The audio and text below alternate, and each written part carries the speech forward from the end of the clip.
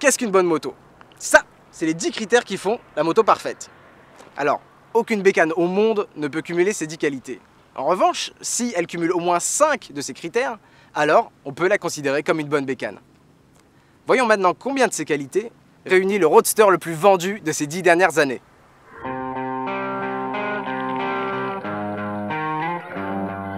Elle est aujourd'hui ce que la Suzuki Bandy a été dans les années 90. Apparue en 2003, la Z a connu un succès fulgurant. C'était le premier roadster qui offrait pour le prix d'un 600 un 4 cylindres en ligne de 750 cm3 et un gabarit valorisant. Pour proposer une telle affaire, l'astuce de Kawasaki réside dans le bloc moteur. Il provient de la ZX-9R, une sportive de la marque éteinte avant les années 2000. Finition impeccable, montage solide qui respire la qualité et coups de crayon agressifs font vite oublier la simplicité qu'elle cache dans ses entrailles. La Z a toujours eu une bonne gueule, mais ce dernier millésime va encore plus loin. Justement, l'esthétique jouant un rôle majeur dans la cote d'amour d'une moto, nous sommes venus au musée Picasso afin de constater l'effet du roadster sur des esthètes cultivés. Qu'est-ce que vous inspire cette moto? Est-ce que vous la trouvez belle? Et qu'est-ce que vous trouvez beau dessus? Je la trouve un peu agressive, j'aime son côté, ses angles. Ouais, c'est moderne, enfin, c'est style japonais quoi. Compliquée, très japonaise. C'est clair qu'elle a une belle gueule. Je trouve qu'elle est trop moche, c'est de la daube. Non, je déconne. Hein. I think the design itself is very nice, it's aerodynamic. Esthétiquement parlant, franchement, elle est magnifique. Après, à conduire, je ne sais pas si elle est très confortable. I think it would be really hard on a passenger. Par contre, verte, kawa, vert, bon. Elle est bien proportionnée, je trouve. Et le vert et le noir va très bien ensemble. Par contre, dans un film, je pense que ça marcherait bien, ça. Ah oui, d'accord. Vous trouvez que c'est très télévisuel? Un héros sur sa moto, avec beaucoup d'effets spéciaux, de choses... ouais, je trouve que c'est cinématographique, en fait. Clairement, le coup de crayon Kawasaki remporte un franc succès auprès des amateurs du surréalisme. Un bon point qui pourrait vous attirer quelques ennuis. Encourez-vous un risque en possédant une Z800? Comme le dit très justement Booba, il n'y a qu'un pas entre le concessionnaire et le bikejacking. Nous avons donc demandé leur avis à Chité Cocaïne, deux spécialistes du vol avec Russell. C'est qui Russell? Monsieur, bonjour. Vous la voleriez cette moto? Bah ouais, parce que t'as vu, elle est jadide. Plus Ducati, ça marche de ouf, frère. Mais le verre bouffant, c'est obligé là? Ah ouais, non, ça y a pas moyen. C'est même pas Zarma vers Lacoste ou quoi. Vas-y, frère, on s'en balèque, on la pète à direct. Après, faut voir, t'as vu, ça lève en 4? Ah non, ça lève en 2 maxi. Ça lève en 2, vas-y, dégage là. C'est quoi, toi? Ça coûte cher là, ta caméra? Nous quittons donc nos deux experts sans crainte pour notre moto. Un constat confirmé par les sociétés d'assurance pour lesquelles la Z n'est pas particulièrement un modèle à haut risque de vol.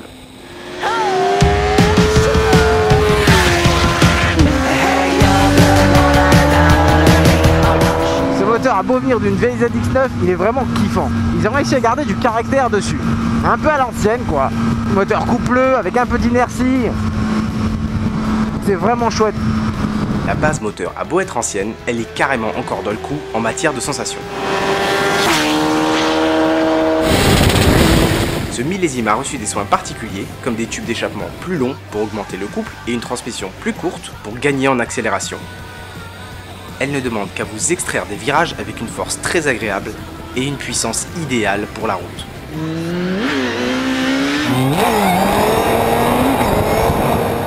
Et à cabrer en douceur grâce à une injection parfaite. Comme souvent chez les Verts, le bruit dégagé par le moteur est soigneusement étudié par les ingénieurs pour participer aux sensations.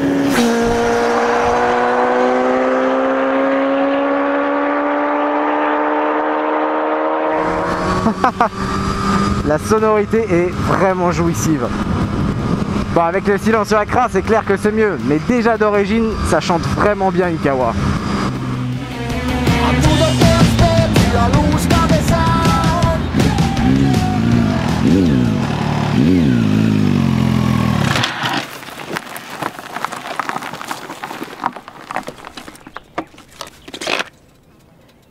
Bon bah voilà, ça y est, je suis en panne sèche. à 24 km, ce qui est pas 224 km, ce qui est pas mal du tout. Enfin bon, c'est dans la moyenne quoi. On est où là?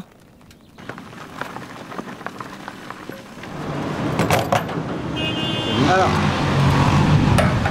est-ce que la Z800 est une moto pratique? Pas vraiment, c'est un roadster. Vous avez ni la protection, ni le confort d'une GT. Concernant le confort d'ailleurs, les Z sont spécialistes des selles inclinées vers le réservoir, qui vous arrachent un peu les parties intimes et qui font un peu mal au cul au bout de 100 bornes. Pas de place sous la selle, vous pouvez rien ranger à part peut-être un petit antivol et encore c'est pas sûr. Concernant le compteur, vous avez un calculateur de consommation moyenne, un calculateur de consommation instantanée et c'est tout. Pas de rapport engagé, rien de spécial. Donc non, on peut pas vraiment dire que ce soit une moto pratique.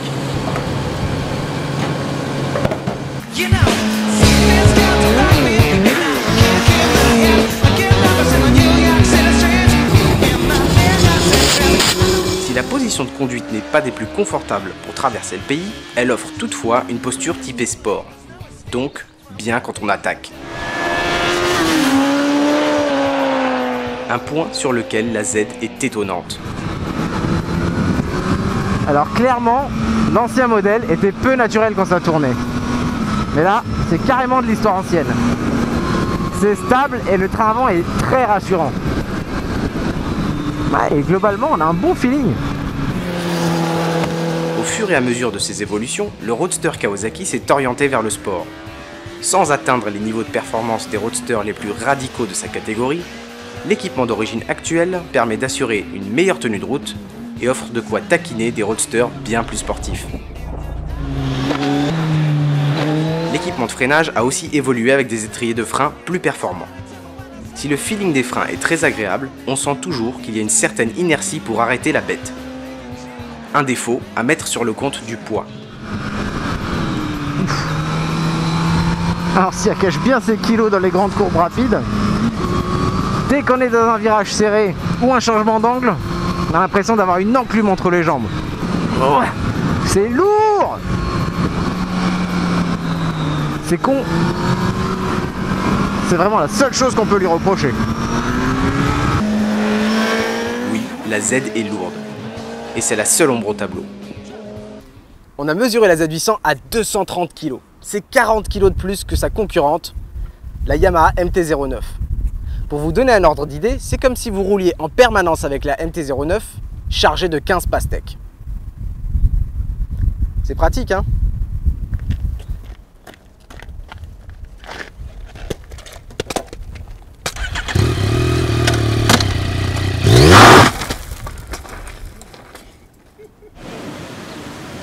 Un des critères de la moto parfaite est sa rareté.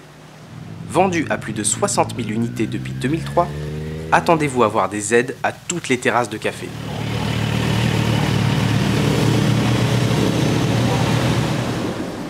Et non, vous ne serez pas le seul à en posséder une. En achetant une Z800, vous avez donc une belle moto avec un joli bruit, une autonomie correcte, une bonne tenue de route et un moteur plutôt sensationnel. Le tout pour 8 399 €. On peut donc dire qu'elle a un bon rapport qualité-prix.